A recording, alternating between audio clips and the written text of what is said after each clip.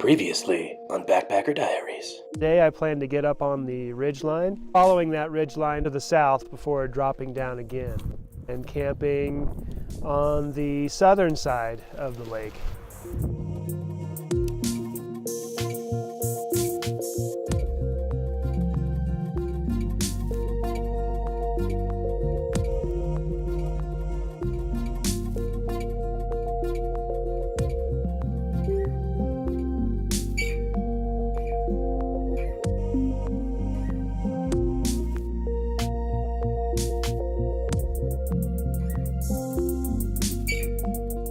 Here at the south end of Fish Lake in Utah on May 21st. Caught the sight of a couple of beavers swimming around after seeing that big beaver residence there along the southeast side of Fish Lake. Yesterday I got to see a variety of osprey. There were about 4 of them flying around on the top of the ridgeline checking me out. And about halfway down the descent, at the end of one of the switchbacks, there's a huge osprey nest. Oddly enough, that's right above a park bench that the Forest Service must have installed some time ago.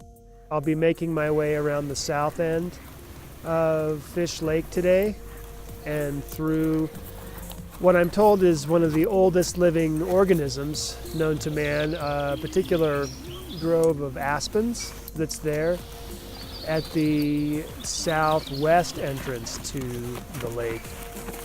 It's mainly a boater's lake, from what I can tell. I saw no one on the trail yesterday, but I did wave to a couple of boaters that were floating around trying to catch some fish. Saw a couple of kayakers that were paddling around as well. Then I'll be making my way along the west side of the lake, which is the more developed side with the variety of resorts and campgrounds.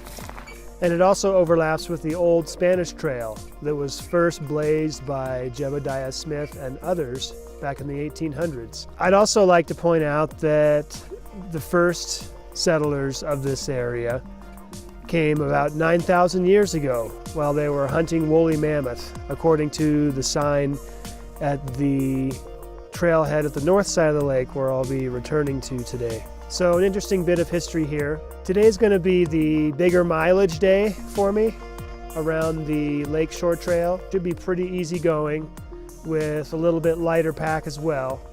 So we'll see how I go.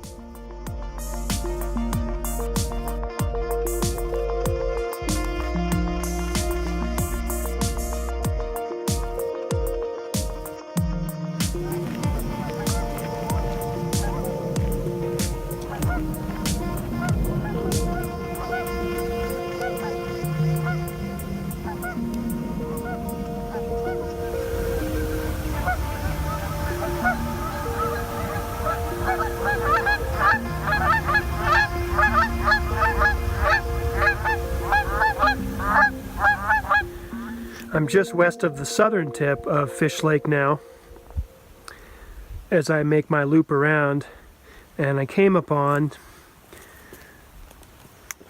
quite a shelter here built with this fallen timber, and some of it may have been cut as well, I'm not sure. But that looks like quite a Boy Scout project or Girl Scout project or something, with space to sleep. A few people in there. Nicely done. This must be the oldest, largest stand of aspen trees that I was hearing about, with the fence around it. Apparently the Forest Service put up the fence to guard the trees from damage by deer chewing on the bark and such. As I was told, this old stand of aspens was struggling for some time. Maybe that's what those orange markings are there as well that are around some trees. In any case, an impressively large and old stand of aspens here on the southwest corner. Well, that was more than a little bit embarrassing. I stopped by the first grocery store that sells tackle and bait and a few hot items, and various other things. Camping supplies. Got some nachos as a snack and reached in to grab my money and realized that it was all left in the car. So I had to sort of ask nicely, hey, can I come back and pay you back later for these nachos? So I'll be sure to stop by on my way out. Big thanks to that grocery store there for hooking me up. I found the Lakeshore Trail that runs between the road and the lake and is for bikes and walking only, so you can enjoy this stretch for a little while that parallels pretty close to the old Spanish Trail. The pelicans on this side of the lake are a little less skittish, maybe because the fishing's better over here. There's certainly a lot more fishing boats on this side of the lake as well, with the other development that surrounds it. Just off of the Lakeshore Trail is a pretty elegant bench there with a variety of materials and with a nice sentiment as well. It appears I've come across either a beaver or a marmot.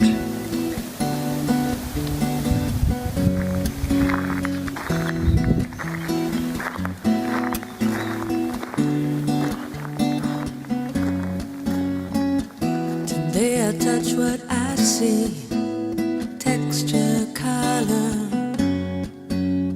all there at the tips of my fingers. Today I touch what I see, plains and valleys. On the home stretch. How long has it been since I touched warm, soft light? Stillness, breathless edge art, all embraced, made in a reality, in the touching, in the tips of my fingers. I can almost see my car from here. In the end, I will have followed the circumnavigation route described in this book for the most part, but in order to avoid some road walking and enjoy some more elevation change, I ended up staying more true to the Lakeshore route, which goes up a little higher on the northwest side of the lake, making for a total of, I'm guessing, about 20 miles with the side trip on the first day, and an elevation change of about 2,000 feet, I'm guessing.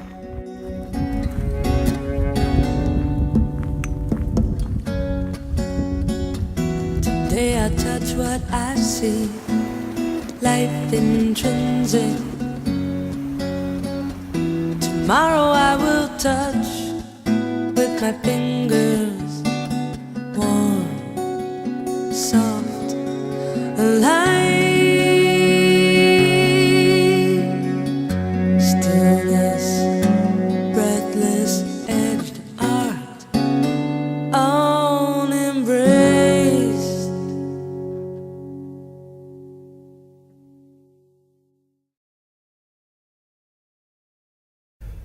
With a little over 2 hours of hiking on the first night, 6 hours of hiking yesterday, and about 6 hours again today, these new Ultra Lone Peak 3.0s are really treating me right.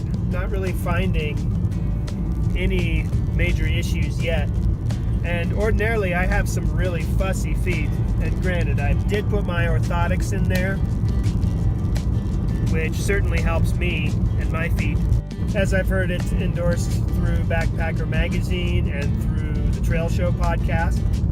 Yeah, it's definitely worthwhile. The waterproof version in my case. That's all for now. See you next time.